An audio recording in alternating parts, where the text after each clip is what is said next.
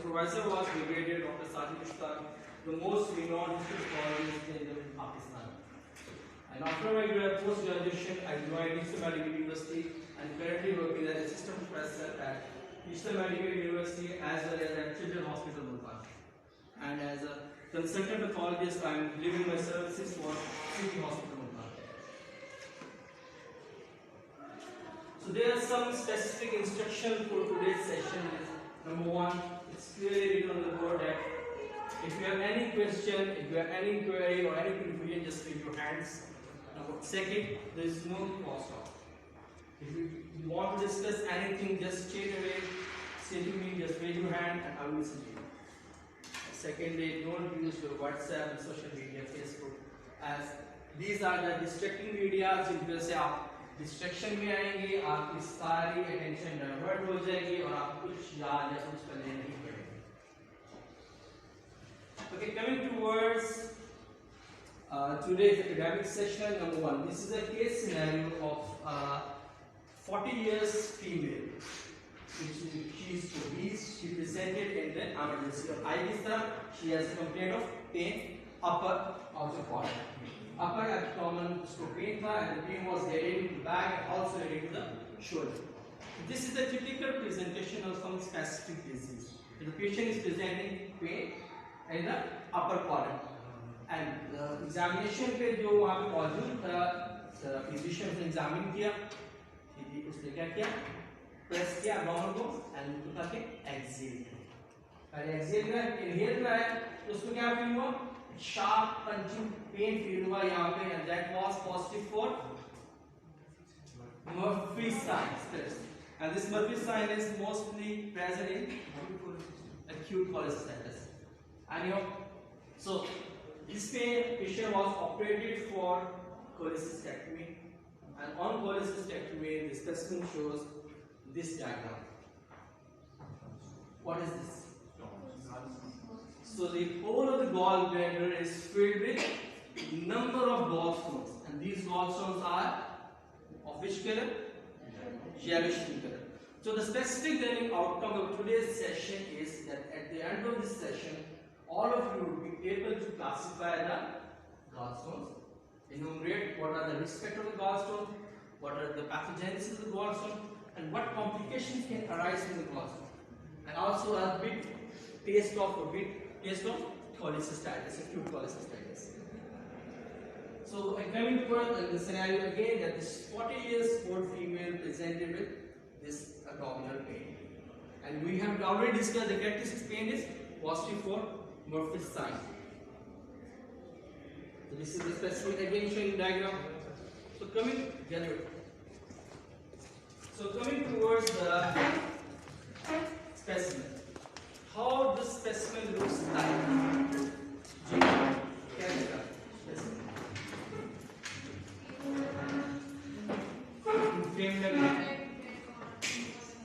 So you are looking at gallbladder is swollen, hyperemic and intense with some blotching over the surface. And opening the gallbladder, you see a stone present. So these stones are very much common in the population. We basically divide gallstones in two types. Pigmented and non-pigmented. Non-pigmented are basically the cholesterol gallstones, and pigmented are basically bilirubin. They are bilirubin stones. They are very much common, and the pathogenesis and risk factor for both stones are entirely different. But before understanding this pathogenesis and the whole scenario of this, while the stones happen, while they are formed, we just need to know one thing which is known as bile. जो भी stone formation है वो इसकी वजह से होती है, this bile phase. Bile. And the bile की जो composition है, it's composed of bile salts, pigments, or electrolytes and bilirubin. The most important constituent cholesterol. इससे भी ज़्यादा जो सबसे ज़्यादा common होते हैं. 97% to 98% of bile is composed of water. So you have in the bile, number one, water. इसके अलावा इसके अंदर क्या है, you have some bile acids और बाइल सॉल्ट भी कह देते हैं कुछ लोग, बेसिकली वो एनाइन होते हैं। And then you have bilirubin, then you have cholesterol. अच्छा, अब पहली बात है कि what is the function of this bile? Emulsification of fat. Emulsification क्या? Okay, और anyone else? Surface area increase करने के लिए फिजिकल यूज स्मॉल ड्रॉपलेट्स में कन्वर्ट कर देते हैं, केमिकली नहीं करते। चलो आसान से नहीं बताते, ये तो बड़ी मुश्किल भाषा में हमने बता दिया आसान सा। बेचारे लड़के सारे आप अनमैरिड होंगे, आपने तो पाला नहीं पड़ा होगा इससे, लड़के बेचारे जितने भी अनमैरिड होंगे पाला पड़ा होगा। आप लोग खाना खाने के बाद या कोई पार्टी हुई घर में, अम्मा जी ने कह दिया नो भी सारे बर्तन धो। बर्तन जब आप धोते हैं क्या करते हैं? You just add some drops of detergent over the plate and then you start rubbing. क्या होता है? It clears. This is the action of surfactant. Bile just act like this, that it acts as a surfactant to emulsify the fat, dissolve करने the fat.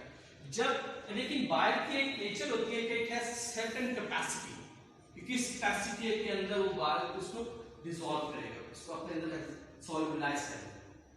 If the concentration of cholesterol is very much high, it won't be solubilize. वो क्या होगा? वो छोटे छोटे छोटे छोटे क्या करेगा? It will be in the form small small small small crystals. Later on these crystals will then combine together, then nucleates form cholesterol. Cholesterol stones. एक स्टोन हमारे कौन से थे? Cholesterol stone. वो तो समझ आ गए, चलो किस तरह बन रहे हैं। अब बिलिरुबिन स्टोन किस तरह बने? अगेन बाइल कंपोजिशन में कौन चीज इंपॉर्टेंट है? वाटर और बाइल सॉल्ट के अंदर और पिगमेंट और मेन चीज क्या है? बिलिरुबिन।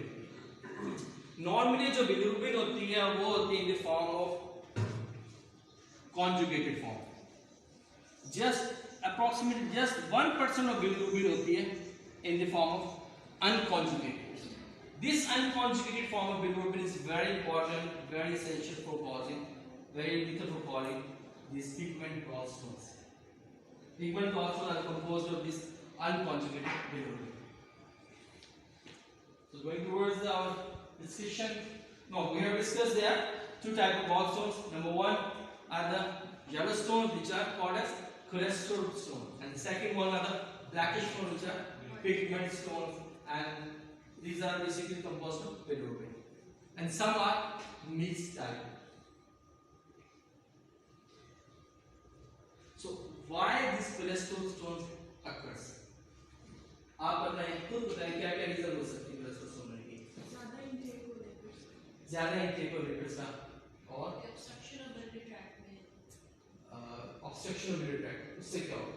उससे जो है वो बाइल नीचे मतलब रिटेनल में नहीं जाएगा। मतलब you are saying that if there is any spaces of the gallbladder or there is any hypermobility of the gallbladder or the obstruction of the gallbladder leading to that content localized stated at the gallbladder, so leading to these stones or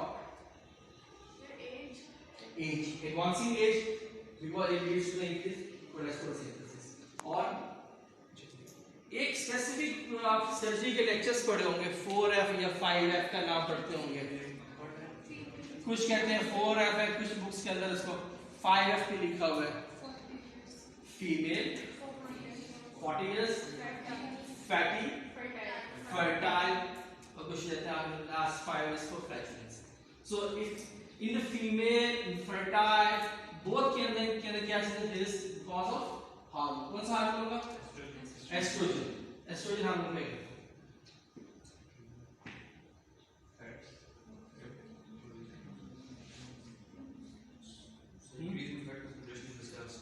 increasing fat concentration in the cell कैसे?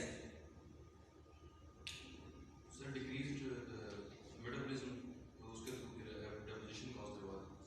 यहाँ पे एक enzyme होता है which is called as HMG CoA reductase। जब estrogen ज्यादा होता है ना, it causes expression of lipoprotein receptors, increase expression of lipoprotein receptors on the hepatocytes. जब लाइपोप्रोटीन रिसेप्टर्स हेपेटोसाइट्स में ज्यादा हो जाएंगे, this enzyme will be activated and it leads to the formation of estrogen. So estrogen क्या करता है कि lipoprotein receptors के एक्सप्रेशन को बढ़ाता है, so increase synthesis and increase excretion of cholesterol into the bile side. Second चीज क्या है, ओबेसिटी। ओबेसिटी के अंदर क्या है, एस्ट्रोजन कंटेंट, फैट कंटेंट आपका बढ़ जाता है। हाइपरलिपिडीमिया सिंड्रोम्स, जिनके अंदर वैसे ही पेशेंट्स के अंदर ये जो आपके लाइपोप्रोटीन ज्यादा होते हैं, VLDL HDL LDL ज्यादा होते हैं, जो promoted towards cholesterol formation. So again, coming towards the pathogenesis, all those things which we have discussed earlier, that number one thing is the supersaturation of bile cholesterol, increased cholesterol content in the bile. Number two is the hypomaturity involvement, and you already discussed. When there is hypomaturity, that bile is static, it will remain static phase and eventually lead towards the stone formation. And again, this nucleation. If this nucleation is increased, the formation of gallstone or this cholesterol gallstone will increase. Now, coming towards this, what are the risk factors of pigment stones?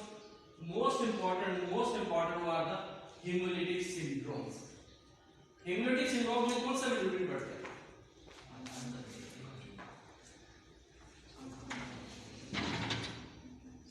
State में unconjugated बढ़ जाता है,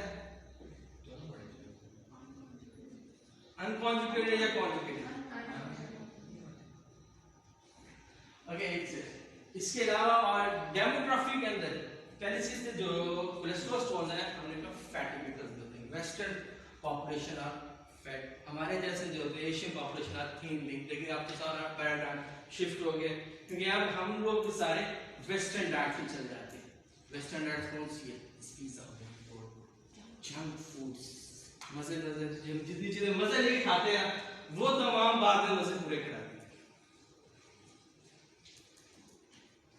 okay, basically जो कि जितने भी hemolytic syndromes हैं, number one sickle cell anaemia. क्या होता है प्रॉब्लम्स के अंदर? सिकल सेल एनीमिया में क्या प्रॉब्लम है? Shape of RBC. किस किस्म की होती है इसकी आरबीसी? इस किस्म का होता है। अब इस शेप से क्या होगा? वो जब गुजरने लगता है, आमतौर पर जब आगे से गुजरता है करके गुजर जाता है। इसके अंदर क्या होता है? वो गुजरने लगता है, वो ना भी जगह नहीं आ सकती गुजरने की, वो उसको तोड़ देता है। तो इवेंचुअली क्या होता है कि आपका आरबीसी टूट जाते हैं, उससे क्या बनता है? हीमोग्लोबिन। उससे क्या बनती है? Bilirubin and then bilirubin. Initially ये बिलिरुबिन कॉन्जुगेटेड फॉर्म्स होती है, ठीक है। बाद में इसके ऊपर there is some action of the enzymes, जिसकी वजह से ये जो हमारी हमने पढ़ा था 1% of the 1% only 1% of total bilirubin is unconjugated, mostly क्या होती है? कॉन्जुगेटेड। अब ये सिकल सेल में टूट के बिलिरुबिन बन गई। हेरिडिटरी स्क्लेरोसाइटोसिस, उसमें क्या होता है? There is again defect in the membrane, वो फ्रेजाइल है, वो भी टूट जाता है। अच्छा, एक और आप ईआर में बैठे हैं, पेशेंट आया 70 इयर्स ओल्ड पेशेंट है, उसने कहा जी मुझे कफ हो रही, आपने चेस्ट पे ऑस्कल्टेशन स्टार्ट की, हार्ट साउंड सुन रहे, हार्ट साउंड जब आपने यहाँ पे रखा सेकंड इंटरकॉस्टल से बड़ी तेज आवाज आ रही है, नॉक नॉक लपटा लपटा, क्या हो सकता है?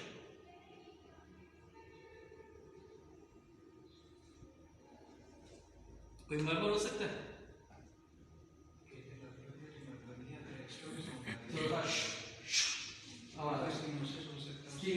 आपने से पूछा भाई क्या हुआ था? उसने कहा ये मेरा हार्ट वाल्व रिप्लेसमेंट था।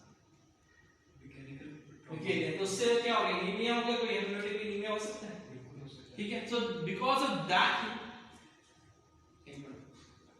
इट्स कॉल्ड बिकॉज ऑफ लेप्टोमेरा, इन्होंने आपको इतना अच्छा पढ़ाया हुआ है हेमोलिटिक एनीमिया, से आपको आपसे बता रहे।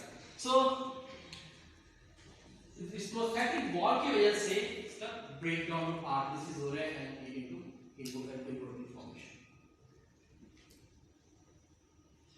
सेकेंड चीज, ऐसे पेशेंट जिनके अंदर आइडियल बाईपास हो जाता है, सेकेंडरी टू क्रोन डिजीज या किसी से आइडियल बाईपास हो गया, आइडियल निकाल दीजिए, उसमें हुआ क्या,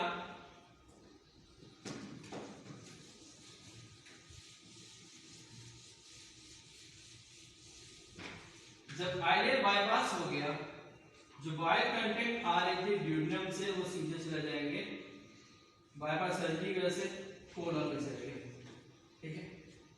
जब वो चले गए तो लेकिन बाइल एसिड्स जिन्होंने एब्जॉर्ब होना था आइडियम में वो एब्जॉर्ब नहीं हुए, जो इस मैल एब्जॉर्प्शन ऑफ बाइल एसिड्स, अब बाइल एसिड आ गए कोलन के अंदर, कोलन के अंदर क्या था, हमारे पास बिलिरुबिन भी इसी रास्ते से एक्सक्रीट हो रही थी, अनकॉन्जुगेटेड बिलिरुबिन पड़ी थी, that unconjugated bilirubin will in bile acid reaction की वजह से solubilize हो जाएगी और absorb हो जाएगी, ठीक। जब वो absorb हो जाएगी तो बॉडी के अंदर unconjugated bilirubin का लेवल क्या हो जाएगा, increase हो जाएगा, and this unconjugated bilirubin level can lead to the formation of pigment stones, देखिए कोई बैक्टीरियल कंटामिनेशन हो जाती है, बिलियरी ट्रैक्ट की कोई बैक्टीरियल कंटामिनेशन हो गई है, उससे क्या होगा, इन्फ्लेमेशन होके और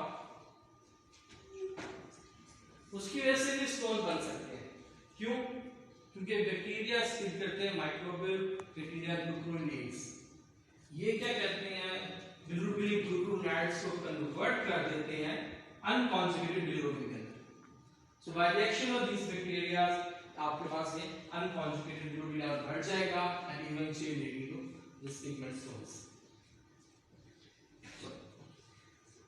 एक बंदे को स्टोन हो गया, हम स्टोन्स की जिक्र किया जा रहा है, उससे क्या क्या कॉम्प्लिकेशन हो सकती है, इरिटेशन, पहली चीज आपके वो इरिटेशन करेगा, इन्फ्लेमेशन हो जाएगी, किस पर ये इन्फ्लेमेशन हो जाएगी और पेन किसका पिक्चर है, इन्फ्लेमेशन का पिक्चर है, inflammation of what is called as cholecystitis, अगर एक्यूट ड्यूरेशन किया तो एक्यूट कोलेसिस्टाइटिस और multiple episode in long time interval आते जा रहे तो क्रॉनिक कोलेसिस्टाइटिस, और क्या हो सकता है, अगेन ड्रॉ करते जाएगा वहां पे स्टोन है वॉल ब्लैडर के ये पड़े हुए, ये पहले अगर यहाँ पे इंपैक्ट हो जाएगा वॉल ब्लैडर का तो क्या करेगा, ऑब्स्ट्रक्शन हो जाएगा, आपको कोलेसिस्टाइटिस या पेन फील हो जाएगा, और यहाँ पे स्टोन पड़ा है, स्टोन क्या कर रहा है, इसकी वॉल को इरोड कर रहा है, इरोड करके इसको क्या कहते हैं, परफोरेशन, अच्छा, इसके साथ कोई और इंटेस्टाइन आ रही है साथ जुड़े और इसके दरमियान में दोनों के दरमियान में क्या बन गया, कनेक्शन बन गया, इसको क्या कहेंगे, फिस्टुला फॉर्मेशन, और अगर इसके अंदर बहुत सारी इन्फ्लेमेशन कर सकती है, डेड न्यूट्रोफिल एक्युमुलेशन हो गई, पस बन गई, इस कंडीशन को क्या कहेंगे, एम्पायरमेंट, इसके यहाँ पे एम्पायरमेंट वर्ड यूज करें। सो कॉम्प्लिकेशंस हमने पढ़ी क्या क्या हो सकती है, पहली चीज ऑब्स्ट्रक्शन जैसे कोलेसिस्टाइटिस हो सकता है, नेक्स्ट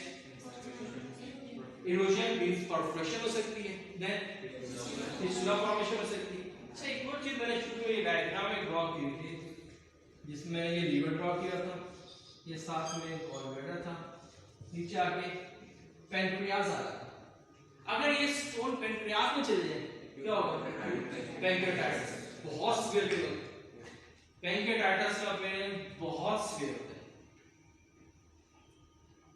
सो अब आप में से कौन कौन फैटी फूड खाएगा तुम्हारा,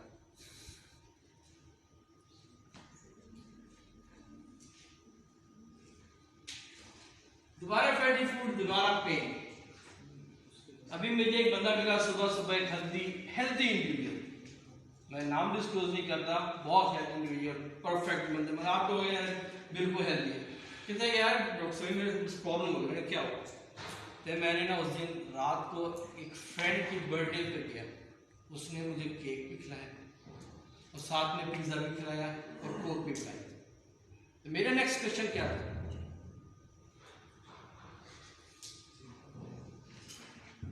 क्या होना चाहिए,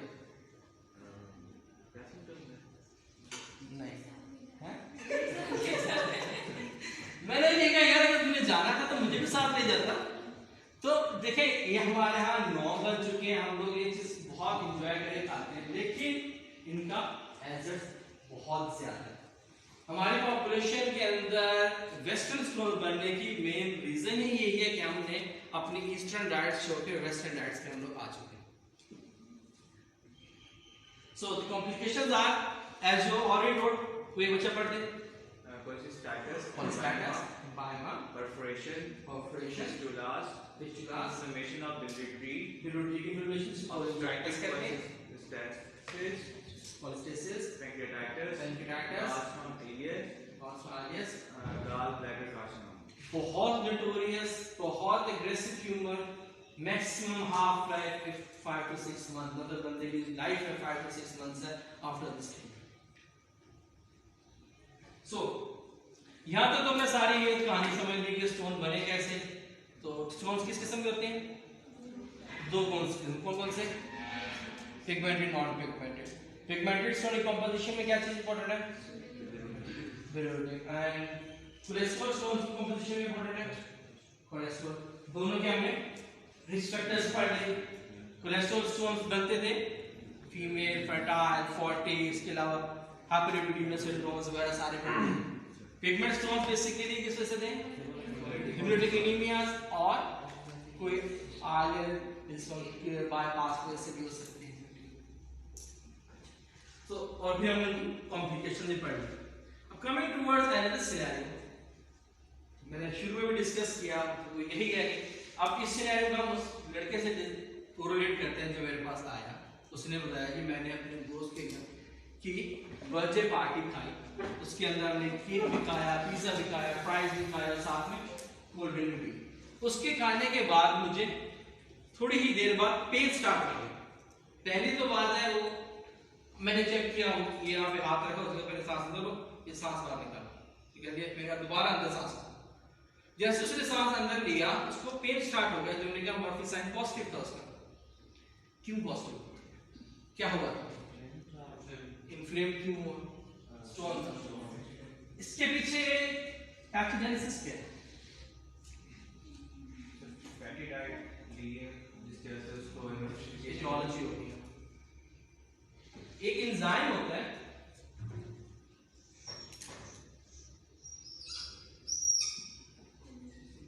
CCK, क्या कहते हैं इसको? कोलिसिस्टोकाइनिन। जब भी आप कोई डाइट लेते हैं उसके बाद क्या होता है? ये एंजाइम सक्रिय होता है। ये एंजाइम क्या करता है? गॉल ब्लैडर को पैगाम देता है कि भाई काम का टाइम हो गया, उठो। गॉल ब्लैडर जो आराम से सोया पड़ा था उसको कहता है उठ जा भाई काम कर ले। अब गॉल ब्लैडर बेचारा सोया और हड़बड़ा के जब उठा वो क्लीन करके, उसने क्या किया? जो सिचुएशन उसके अंदर मौजूद थी वो उसने उसको बाहर भेज दी। जब वो बेचारा सो रहा था उसको हमने हड़बड़ा के उठा दिया, तो बंदा जब सोता उठता है क्या होता है? कुछ इधर गए, कुछ उधर गए, कुछ उधर गए, यही होता है ना शब्दों में। तो उसने क्या किया? जो इसके अंदर स्टोन पड़े थे उनको भी उठा के बाहर फेंकने की कोशिश, लेकिन बेचारा यहाँ पे फंस इंटैक्ट हो गया। इस इंपैक्टेड स्टोन की वजह से उसको पेन फील शुरू हो। ये पेन क्या होता है? सडन ऑनसेट में होता है लेकिन स्टेडी होता है। आमतौर पर कॉलिक की पेन का मरोड़ वाला पेन जो कहते हैं आएगा जाएगा, लेकिन इसका पेन स्टेडी होता है। इस कहते तो हम बिल्कुल कॉलिक ही है, लेकिन it's not colic in nature, it's steady. ये यहाँ रुक गया, अब ये यहाँ रुका, ये हम बंद हो गया, दीवार बंद हो गया, आगे जा नहीं सकता। हुआ क्या? गॉल ब्लैडर की म्यूकोजा है। गॉल ब्लैडर की म्यूकोजा के अंदर मौजूद होते थे फॉस्फोलाइपेजेस होते हैं। ये क्या करते हैं? जो बाइल आया था उस बाइल के अंदर एक कंपोनेंट होता है लेसिथिन, उसको कन्वर्ट कर देते हैं lysolecithin, and this lysolecithin is very toxic. Lysolecithin में बन गए, वो क्या करेगा? वो इसको डैमेज करना शुरू करेगा, इसकी वॉल को।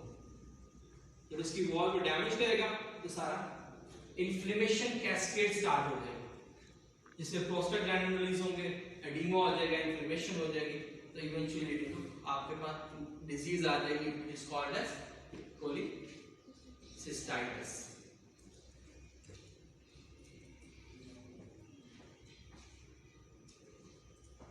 सो कोलेसिस्टाइटिस अगर तो ये एक्यूट इन नेचर होगा, फौरन होगा, तो खाना खाने के पहली दफा आप करने पता चल रहा है तो इट इज एक्यूट कोलेसिस्टाइटिस। इसकी दो रीजंस हैं, it can be either because of stones और it can be without stones. जितनी भी कहानी पढ़ी हमने सारी की सारी डिस्कस की, that was because of stones. So it is called as acute calculus. Calculus mean stone और एक्यूट इन नेचर है तो एक्यूट कैलकुलस कोलेसिस्टाइटिस। और अगर ये स्टोन्स जो होंगे, अगर ये इन्फ्लेमेशन विदाउट स्टोन हो रही है तो acalculous cholecystitis. So acute pathogenesis we have already discussed, it is because of the phospholipases जो क्या करते हैं, हाइड्रोलाइज करते हैं lecithin को toxic glycolysis, and these toxic glycolysis then act on the mucosa barrier को खत्म करते हैं और उसके साथ ही वो इन्फ्लेमेशन कैस्केड स्टार्ट कर देते हैं। एक्यूट ए कैलकुलस क्या होगा? पहली चीज सबसे मोस्ट इम्पोर्टेंट चीज क्या है इसमें, it would be without stone, इसमें स्टोन्स नहीं होंगे। फिर ये क्यों होगा? इस्कीमिया, इस्कीमिया की वजह से। इसकी पहली तो बात ये है कि blood supply of gall bladder, that's why important. Cystic artery आती है, इसको सप्लाई करती है, और जो उसका कंपोनेंट आता है दैट इज एंड आर्टरी, इसका कोई कोलैटरल नहीं है। जब भी कोई इन्फ्लेमेशन होगी, जब भी कोई इस्कीमिया होगी, ischemia means decrease blood supply to the wall, eventually leading to arteritis disease. और साथ में क्या है, जब इस्कीमिया हो जाएगा उसकी वॉल थीन हो जाएगी, उसके चांसेस ऑफ परफोरेशन बढ़ जाते हैं। गैंग्रीनस का सुनोगे, गैंग्रीन क्या किसी भी इस्कीमिक की वजह से कोई टिश्यू जब डेड हो जाए या नेक्रोज हो जाए उसमें गैंग्रीन। इसीलिए in acute acalculous cholecystitis में there are more chances of gangrenous and perforated wall.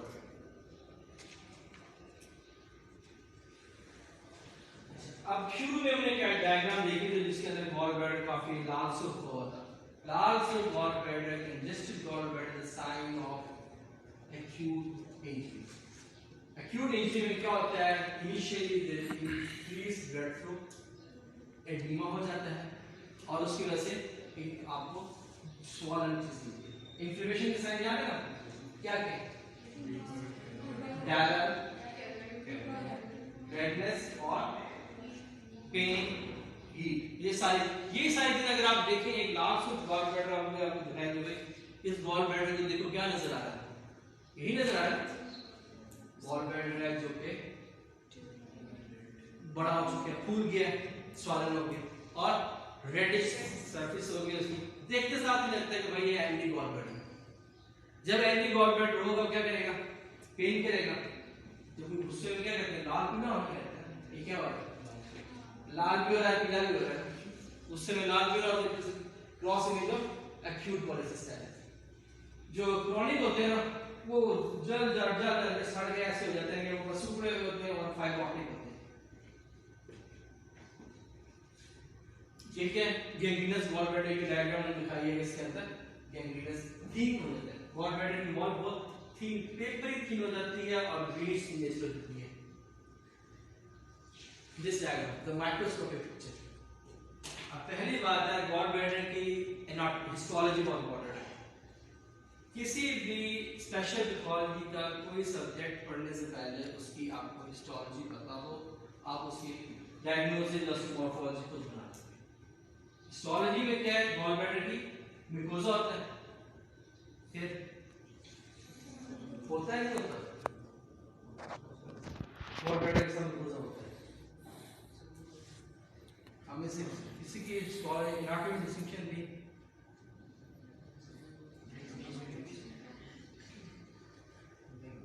नहीं थी।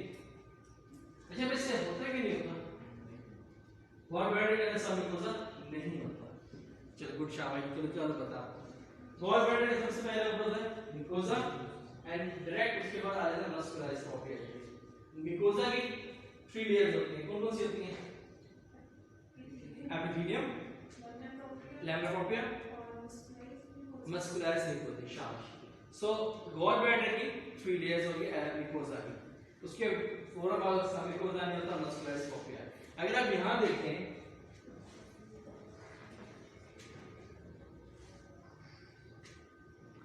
इस एपिथेलियम जो आपको नजर आ रही है एपिथेलियम, ये एपिथेलियम है, इसके अंदर इन्फिल्ट्रेशन हो रही है कुछ सेल्स की। कौन से सेल है ये, कौन सा सेल है? शाबाश, neutrophil. So neutrophilic infiltration is being noticed in the wall of gallbladder. यहाँ पे है, ये बिल्कुल नॉर्मल लग रहा है ना, ये नॉर्मल लग रहा है। यहाँ पे जब आए तो ये इसके अंदर भर के न्यूट्रोफिलिक इन्फिल्ट्रेशन शुरू होगी। जब आपको एपिथेलियम के अंदर न्यूट्रोफिलिक इन्फिल्ट्रेशन नजर आ रही है, this is the picture of acute inflammation, and acute inflammation in gallbladder is called as acute colitis. Any question this way? So coming towards just wrapping of the stuff, हमारे पास किस किस्म के options थे? Non pigmented तुझे आप blood simple क्या देख रहे हैं? Cholesterol. We have two types of cholesterol stone. Number 1 are cholesterol stones and number 2 are pigmented stones. Cholesterol stone की composition क्या है? कोलेस्ट्रॉल से बने होते हैं और पिगमेंटेड स्टोन है बोथो बिल्कुल। नेक्स्ट कमिंग टू इसको आइडेंटिफाई कर लेंगे। अच्छा, एक चीज रह गई थी, हमने इनको वैसे तो डिस्कस कर लिया था, इनकी शेप कैसे है। अगर आप देखें cholesterol stones they are more rounded in shape और pigment stones are multifaceted, blackish and multifaceted.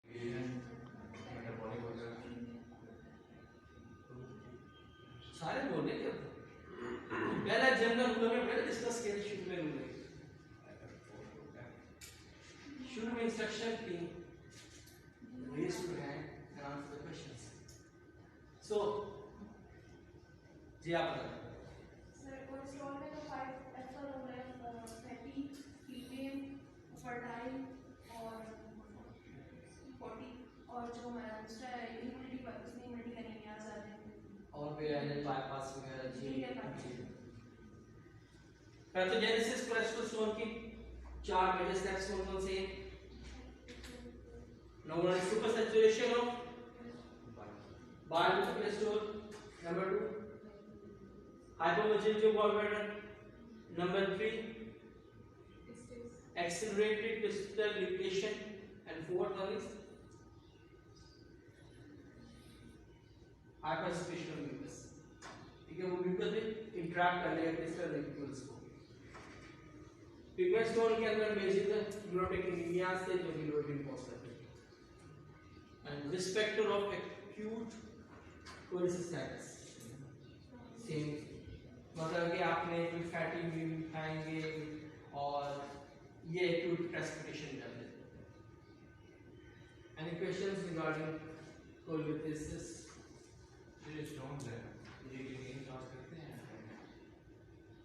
Profession कर सकते हैं ग्रीन इन सेंस जब इसमें बहुत बड़ा हो गया ऑलरेडी तो उसमें उसकी ब्लड सप्लाई को कॉम्प्रोमाइज कर देगी। जब ब्लड सप्लाई कॉम्प्रोमाइज होगी इवेंचुअली उसके बाद जाके इस्कीमिया होगा और then leads to disease. Chronic cholithia, chronic phase के अंदर मोस्टली फाइब्रोसिस होती है, एक्यूट फेज में ज्यादा कम होती है, क्रॉनिक फेज के अंदर फाइब्रोसिस। डायग्नोस्टिक टेस्ट कौन से करवाएंगे? डायग्नोसिस टेस्ट सबसे इंपॉर्टेंट है, सबसे important, most common, most inexpensive you can go for ultrasound. Ultrasound करा लें, वो many times almost 97-98% टाइम आपको बता देते हैं कि ये gallstones हैं। एक्सरे का भी इसमें कोई रोल है? रेडियो पे कौन से gallstones होते हैं? अदर देन जस्ट जो पिगमेंट स्टोन होते हैं ना, they are mostly complex mixture of bilirubin with calcium. उसके अंदर वो थोड़े बहुत चांसेस हैं कि आपको एक्सरे पे नजर आ जाए, लेकिन सबसे आइडियल इन्वेस्टिगेशन इसके अंदर बहुत इनएक्सपेंसिव है, सब एक्सपर्टीज चाहिए to see the gallstone on ultrasound. Ultrasound में होता क्या है,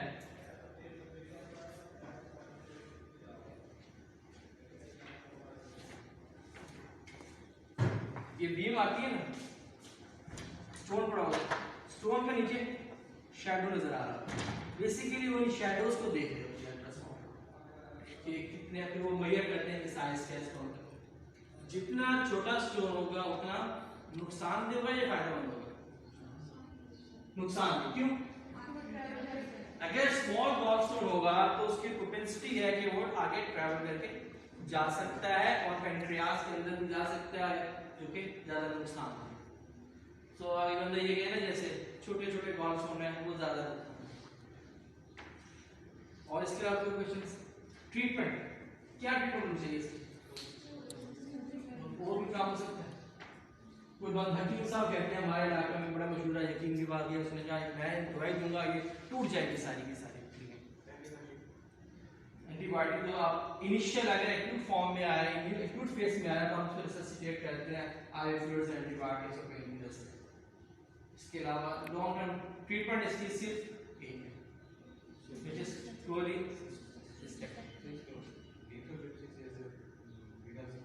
लिथोट्रिप्सिस से क्या करोगे? बड़ा स्टोन है उसको तोड़ के कर दिया हमने, छोटे कर दिए, छोटे काम जाएंगे, फिर नुकसान है। बड़ा स्टोन तोड़ लो उसका और नुकसान है, इसलिए बेहतर है इसका एक ही हल है जो कि आप इसको निकलवा दें जांच कोई कॉम्प्लिकेशन नहीं। गॉल स्टोन का फंक्शन क्या है? सॉरी, गॉल ब्लैडर का फंक्शन क्या है? इट स्टोर्स बाइल स्टोर करता है। अगर स्टोर नहीं भी करेगा बाइल तो बंद तो रहा है, फैक्ट्री तो बना रही है ना। आमतौर पर क्या है जी, जिस तरह आजकल हमारे चीनी या आटे में हो रहा है, क्या हो रहा है? फैक्ट्री बना रही है लेकिन वो स्टोर किए जा रहे हैं, आगे सप्लाई नहीं कर रहे ना। इसमें क्या होता है कि जब अगर आपका गॉल ब्लैडर रिमूव हो भी गया तो बाइल इज देयर, स्टोर नहीं होगी बट रिलीज होती जाएगी और वो मैल एब्जॉर्प्शन नहीं होगी किसी भी किस्म की नहीं।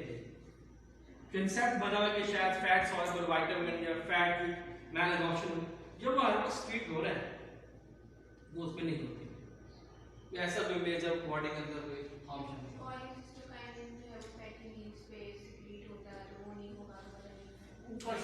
ऊपर से तो आ रहा है ना, फैक्ट्री तो दी जा रही है, चाहे उसको डिमांड नोटिस नहीं मिल रहा गॉल ब्लैडर को भाई आप प्रोवाइड कर दें, लेकिन वो तो दे रही है फैक्ट्री। तो फैटी मिल्क तो वैसे अवॉइड करना चाहिए बेटा। फैटी मिल्क का हमारे जैसे हो जाएगा भैया माशाल्लाह very smart. So any question?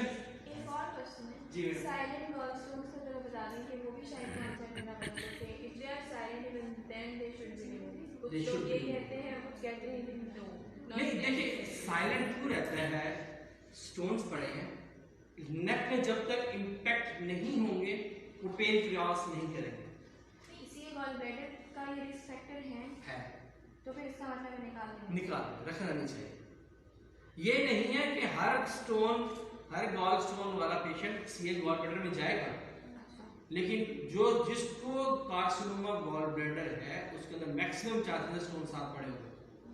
तो मैंने जितने भी केसेस आज से रिपोर्ट किए गॉल ब्लैडर कार्सिनोमा के, मुझे हर केस के अंदर 7 स्टोन्स नजर आए हैं। तो इसलिए देखिए कॉम्प्लिकेशन इतनी सारी कॉम्प्लिकेशन तो बता रही, कोई कोलिस्टाइटिस हो सकता है, उसके अंदर एम्पाइमा हो सकता है, उसके अंदर परफोरेशन हो सकती है, उसके अंदर आइलिस हो सकता है, पेंक्रेटाइटिस हो सकता है और फिस्टुला हो सकता है। कॉम्प्लिकेशन से पहले स्कूल से हालत में लेप्रोस्कोपी कराएं, एक दिन दाखिल में लगा देता है। तो जो हैंड साइलेंट को पता कैसे पड़ेगा? उसका यही है कि जब वो प्रेजेंट करते हैं तब पता चलता है, लेकिन जब पता चल जाए उसको निकलवा दें। आइडियली दूसरा हर बंदा जाएगा अल्ट्रासाउंड एब्डोमेन नहीं करवा रहा तो यार मेरा अल्ट्रासाउंड एब्डोमेन कर दो, फैटी लोग करवा दें। Thank you ma'am. सर बच्चों में जो गॉलस्टोन होते हैं उनकी क्या कॉज है? पिगमेंट देखिए बच्चों के अंदर मोस्टली क्या होंगे, थैलेसीमिया हो सकता है, कोई पेशेंट कोई सिकल सेल एनीमिया का हो सकता है, कोई हाइड्रोसिस साइटोसिस का हो सकता है, ये बहुत इंपॉर्टेंट काम है। तो हमेशा हमारे यहाँ तो गॉलस्टोन्स का एनालिसिस नहीं किया जाता, कर लेना चाहिए वो ज़्यादा बेहतर है, क्योंकि किडनी के स्टोन्स का एनालिसिस इसलिए किया जाता है कि बाद में सेकंड किडनी को बचाया जाए या अनदर रिकरेंस ऑफ स्टोन्स को बचाया जाए। गॉलस्टोन के अंदर गॉल ब्लैडर निकल गया, स्टोन निकल गया, अपनी बात हो रही है इसमें, इसलिए गॉलस्टोन का मोस्टली इवैल्यूएशन या एग्जामिनेशन ही करा देते हैं। सर एक बच्ची मैंने देखी थी लेकिन उसको वो इस तरह का मसला नहीं था, लेकिन उसको फिर भी स्टोन एज कितनी? सर 10। आपने उसको सारा वर्कअप किया था? सर नहीं, मैंने उसको वेट नहीं किया, लेकिन जानने वाले हैं तो मैंने पूछा था, तो वो अब ये है कि उसकी डाइट में कोलेस्ट्रॉल ना, ये उसको डॉक्टर ने प्रिस्क्राइब किया था। कोलेस्ट्रॉल डेफिनेटली वो इसलिए क्या होगा कि हाइपरलिपिडेमिया सिंड्रोम ना हो, मेटाबॉलिक सिंड्रोम ना हो। ये कंफर्म है जैसे कोलेस्ट्रॉल लॉस होता है? Yes ma'am. How did they rule out the possibility of hemolytic anemia? Because बहुत heterogeneous किस्म की presentation होती है, हो सकता है वो मेरी मैम उन्होंने ना रूल आउट किया, और फिर मैं उनको जाके कहूँ कि वो ये भी Yes, कैसे they should उसके go. वर्कअप करा लें, ड्रामा दीजिए कि जाते साथ आज हमने आज हमारे सामने बता रहे हैं कि जिस बच्ची को स्टोन हो सकते हैं उसको ये जो खतरनाक बीमारी हो सकती है, ठीक है ना, मतलब वर्कअप करवा लेना बेहतर है। Compensating hemolysis में जरूरी नहीं है कि वो present करें, not necessary. They should do this whole workup. So with this हमारे तमाम लर्निंग आउटकम्स अचीव हो गए, कोई रिएक्शन नहीं है इससे, एनीथिंग फील सर जो साइलेंट वाला होगा वो और जो नॉर्मल कोलेस्ट्रॉल होगा उसका सिम्टम्स है वो मतलब पेशेंट से साइलेंट क्या होता है? साइलेंट का मतलब क्या होता है? साइलेंट का मतलब खामोश, कोई प्रेजेंटेशन नहीं है, जस्ट देयर, किसी को नहीं पता उसके अंदर है ये। मतलब मैं कहता हूँ यहाँ पे 20 लोग बैठे हैं, सबका अल्ट्रासाउंड करवा लें, शायद 2-1 में निकल भी है, ठीक है, लेकिन these all are in all these gallstones are silent, कि आपको प्रेजेंटेशन नहीं देंगे, जब प्रेजेंटेशन आएगी तब वो साइलेंट हो जाएगा। पढ़े हैं लेकिन खामोश पढ़े, कुछ नहीं कह रहे, आराम से चुप करके पढ़े। नहीं, क्लास में बच्चे होते हैं ना जो सिर्फ आते हैं आके बैठ जाते हैं और बस बैठ के सो के उठ के चले जाते हैं, वो साइलेंट होते हैं, वो कुछ नहीं करते, ना टीचर को डिस्टर्ब करते हैं ना साथ में डिस्टर्ब करते हैं। इसी तरह के ये गॉलस्टोन होते हैं जो साइलेंट पड़े रहते हैं, कुछ नहीं करते, लेकिन जिस वक्त ये उठ गए, किसी ने उठा दिया, तब ये खराब करते हैं। Silent stone किसी ने बताया था आपको? स्टोन्स मैटर कुछ नहीं करते, कुछ भी कुछ नहीं, जितना भी हमने पढ़ा हमने से नहीं मैटर कुछ नहीं सीख दिया स्टोन से, नहीं पाया कोई इशू नहीं। Sir I have a question कि आपने बताया था बैक्टीरियल प्रोकैरियोट्स जो होते हैं वो कॉन्जुगेटेड बिलीरुबिन कॉन्जुगेट करते हैं, जो होते हैं ना वो होते हैं बिलिरुबिन ग्लूकोनाइड्स होते हैं, बिलिरुबिन ग्लूकोनाइड्स को कन्वर्ट करते हैं unconjugated bilirubin by the action of microscopial beta glucuronidase. इनका अपना एंजाइम होता है जो उसको कन्वर्ट कर देता है अनकॉन्जुगेटेड बिलिरुबिन। और कुछ है नहीं कंफ्यूजन? सर बाय की रेसिपी कर देते हैं पैराट्राइटिस सिंपल सिंपल पैराट्राइटिस इसलिए कोलिसिस्टाइटिस दोबारा कोलिसिस्टाइटिस देखिए हमारे जो गॉल ब्लैडर की म्यूकोसा है ना उसके अंदर म्यूकोसा के अंदर फास्फोलाइपेजेस होते हैं।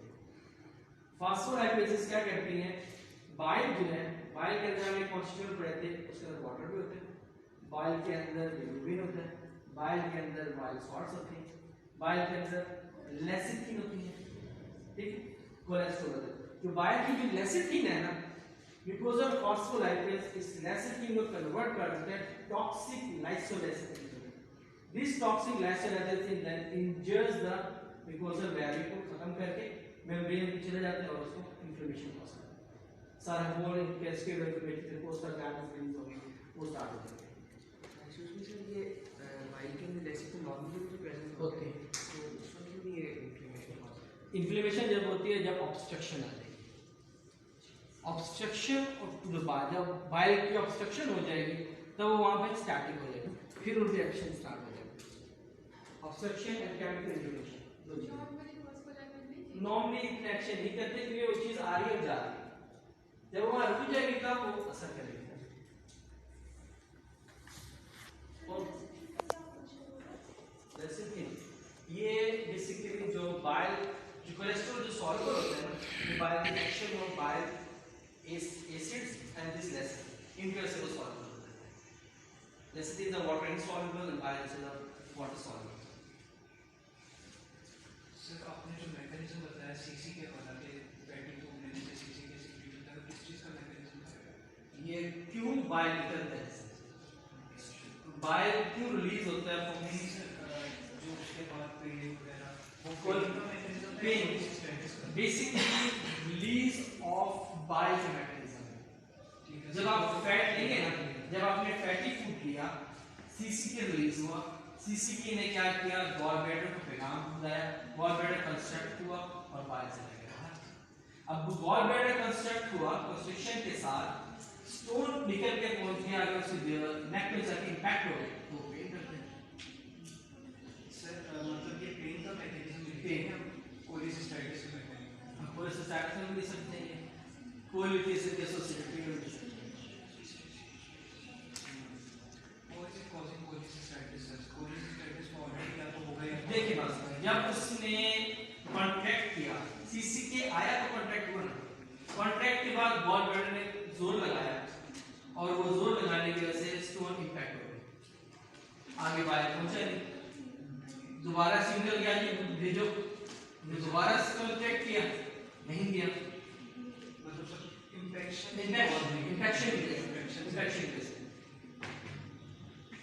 और क्वेश्चन थे? सर आइडियल बाईपास कैसे होता है? आइडियल बाईपास में होता है क्या है, जो क्रोन डिजीज थी उन्होंने या PO disease segment of island निकाल दिया.